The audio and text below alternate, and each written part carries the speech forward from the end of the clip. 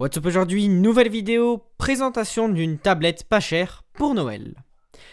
Cette tablette c'est la Element Tab 1040 de chez Logicom, disponible pour un prix de 60€, donc c'est relativement pas cher, on est plutôt dans les tablettes de type bas de gamme. Sur la boîte de cette tablette se trouvent toutes ses spécifications. Elle possède un écran de 10,1 pouces, donc avec un écran 16 neuvième, 8 Go de stockage de base, mais vous pouvez l'extendre avec une carte micro SD, un processeur quad-core à 1,3 GHz, 1 Go de RAM.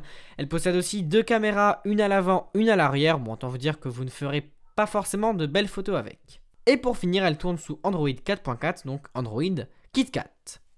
La tablette, la voilà, en design normal, sans plus, avec une coque en plastique à l'arrière. Vous voyez qu'elle a un écran 16 neuvième, donc un écran assez allongé, intéressant pour regarder des films. J'ai remarqué un petit point faible sur l'écran, selon l'angle avec lequel on regarde, on pourra voir apparaître de gros reflets. Bon, par contre, si on le regarde face à face, là, il n'y aura aucun problème. Sur la face avant, on retrouve une caméra de 0,3 mégapixels, bon, n'y comptez pas trop. À l'arrière, pas grand chose, mis à part le nom du produit et de la marque. On retrouvera aussi une autre caméra qui, elle, est de 2 mégapixels. Elle ne fait pas des miracles non plus, ça c'est sûr, mais bon, pour le prix, c'est déjà pas mal. Juste en bas se trouvent les haut-parleurs, bon, ils sont plutôt pas mal. Et pour finir, sur le dessus, on retrouve les boutons pour régler le volume, éteindre la tablette, avec juste à côté le port micro USB pour recharger la tablette et le port jack pour brancher des écouteurs ou un casque. A droite, on retrouve le slot pour insérer une carte micro SD de maximum 32 Go, quelque chose de plutôt intéressant, et le micro qui est vraiment pas terrible. Donc, la navigation dans les menus est plutôt fluide, l'ouverture des applications est correcte, surtout pour le prix encore une fois. La navigation à l'intérieur des applications est médiocre.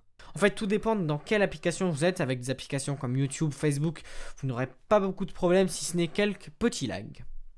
Donc pour résumer, niveau performance, c'est très convenable, niveau rapport qualité-prix. Après, c'est sûr qu'on ne peut pas comparer ça avec un iPad, mais ça reste vraiment très utilisable. Par contre, pour jouer à des jeux, là, ça devient un peu plus compliqué. Comme je vous l'ai dit tout à l'heure, le microphone intégré n'est vraiment pas bon. Par contre, du côté des haut-parleurs, c'est vraiment convenable. La batterie est plutôt bonne, on peut tenir une journée en utilisation normale. J'ai noté deux gros points faibles concernant cette tablette, pas de Bluetooth et l'apparition de gros reflets sur l'écran selon l'angle avec lequel on le regarde. Sinon voilà, niveau compatibilité avec Android, c'est vraiment très bien. Je suis pas sûr qu'il y ait une surcouche constructeur, en tout cas je ne crois pas, je crois que c'est directement Android 4.4 qui tourne plutôt pas mal. Bon, des fois il y a des petits bugs, mais sinon dans l'ensemble il tourne vraiment bien. Ça peut être un bon cadeau pas cher de Noël high-tech. Vous trouverez dans la description tous les liens pour vous la procurer, Amazon et tutti quanti. Sachez qu'elle se trouve aussi dans des grandes surfaces. Merci d'avoir regardé, si vous avez des questions, faites-moi en part dans les commentaires. J'espère que la vidéo t'a plu, si c'est le cas, like, commente, partage et surtout, abonne-toi.